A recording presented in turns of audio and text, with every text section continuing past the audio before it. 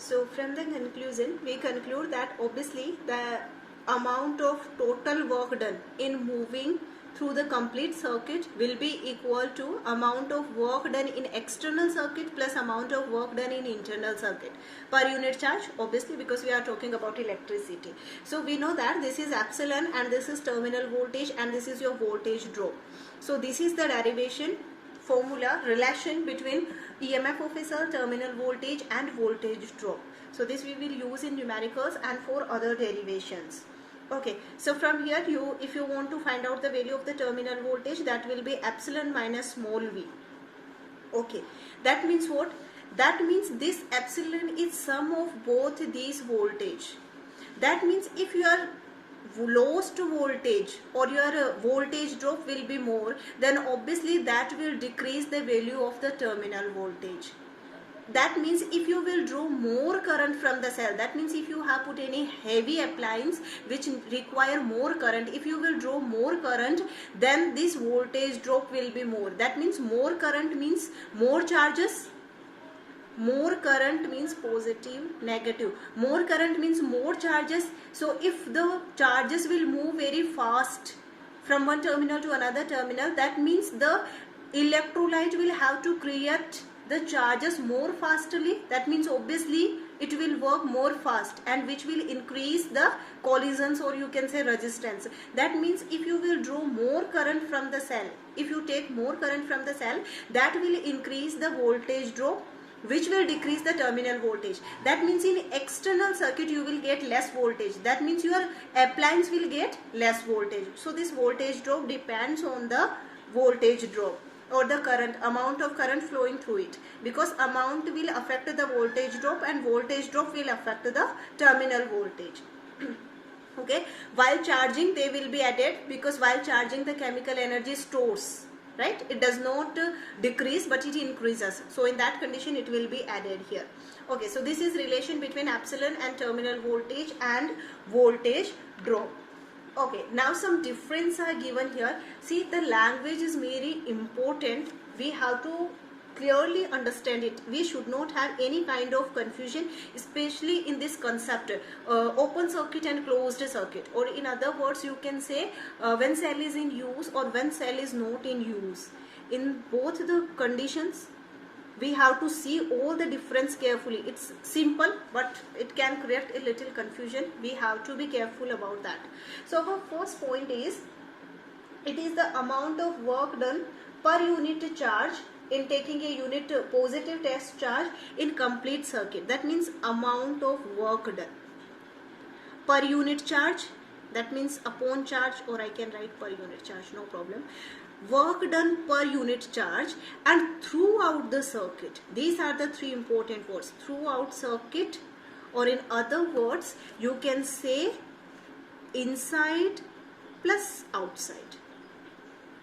Inside the cell and plus outside the cell. This is the work done per unit charge throughout the circuit. That means to take a unit positive test charge throughout the circuit, in complete circuit, inside the cell also and outside the cell also. But it is the amount of work done per unit charge only in the outside or external circuit. That means work done per unit charge only in external circuit. You can write here external circuit or outside circuit. Both are same things. External circuit or outside the cell. External circuit is always outside the cell. That means how much work you have to do to take a unit positive test charge in external circuit, which is outside the cell only. This is first difference. Sorry. And the second one is, it is the characteristic property. And you know what is the meaning of characteristic? So it is characteristic property, and here it doesn't depend on the amount of current. That means doesn't depend on I.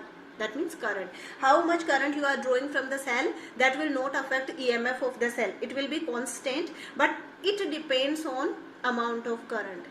Depends on I. I means amount of current. If you will draw more current, then there will be more voltage drop, and in that condition your terminal voltage will decrease. That means it depends on the amount of current you are taking from the cell. Okay, and next thing is it is equal to the terminal voltage when cell is not in use. This is very important point. Students get confused here. See, first thing is when cell is not in use, that means cell is an open circuit. You can consider it. I will draw here. That means you are having cell, you are having electrodes, and you are having charge on that, but you are not using that particular cell, right? This is your electrolyte. When cell is not in use, that means this is the condition. This is the condition. You are not taking any current from the cell, you are not using this cell. So when cell is not in use, or you can say it is open circuit, not in use, or you can say during open circuit, when you are not drawing the current, or you can say when current is not drawn from the cell, all are same thing. In that condition, terminal voltage and epsilon will be equal. That means EMF will be equal to terminal voltage. Okay, and same concept is here. That means when cell is not in use, in that condition your terminal voltage will be equal to EMF. That means why it is happening like that? Because in that condition you can understand that there will be no voltage drop.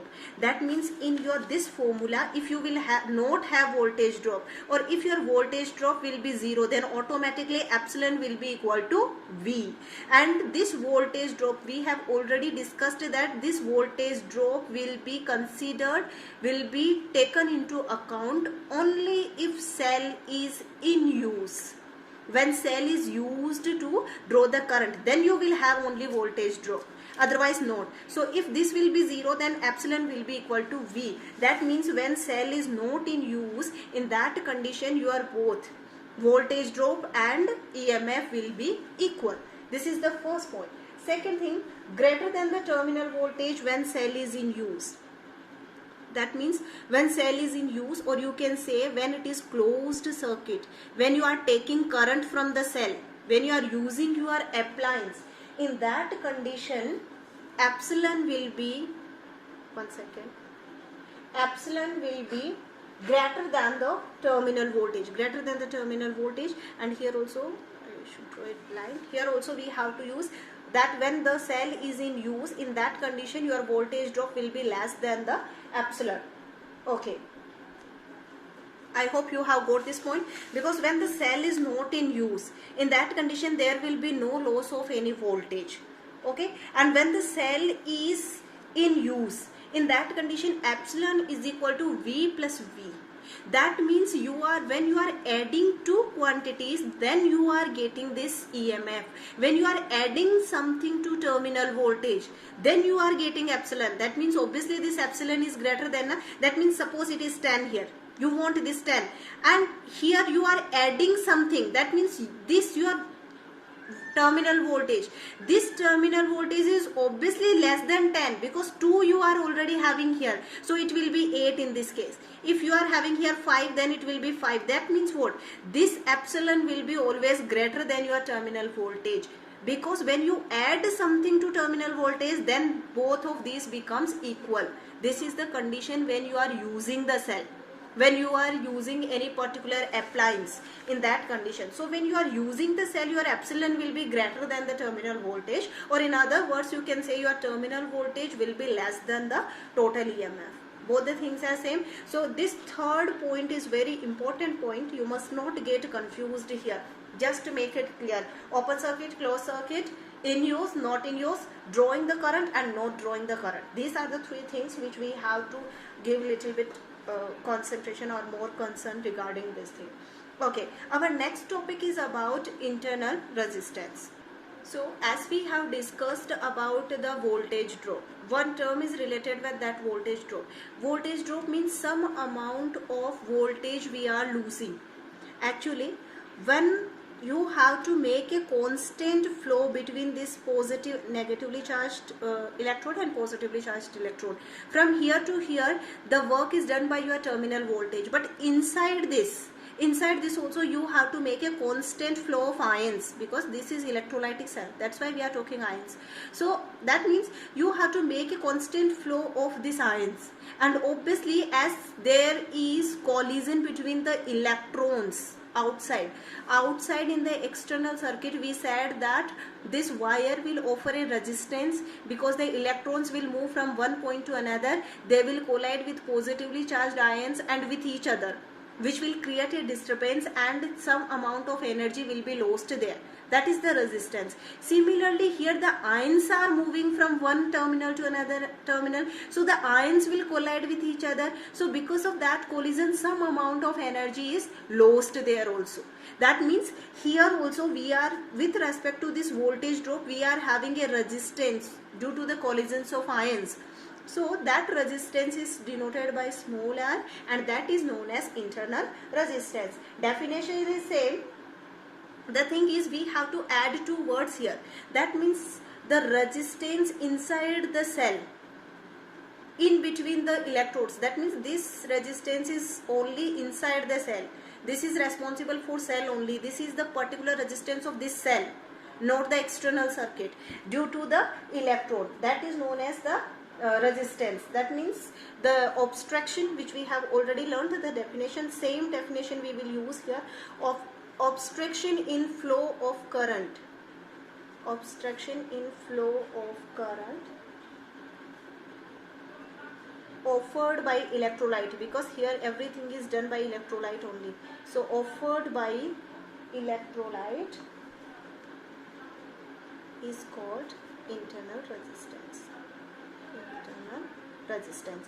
And why this resistance is offered? That means obstruction is offered because the ions here will collide with each other, and that some amount of energy will be lost there, because of which this internal resistance is, or loss of energy, because work done means energy only na. So loss of energy is taking place, and because of this loss of energy only, this voltage is dropping here, or this voltage is lost here because of this resistance. If there will be no value of, that means if the value of internal resistance will be 0, then your epsilon will become equal to terminal voltage. That means the whole energy of this cell you can use for your external circuit, but it's not practically so. Really, when we add this external circuit, then there will be some resistance inside the cell, and due to that resistance, some amount of energy or work done should be done here, or some amount of energy will be lost, which is known as lost voltage, or also known as voltage drop. So this is known as the internal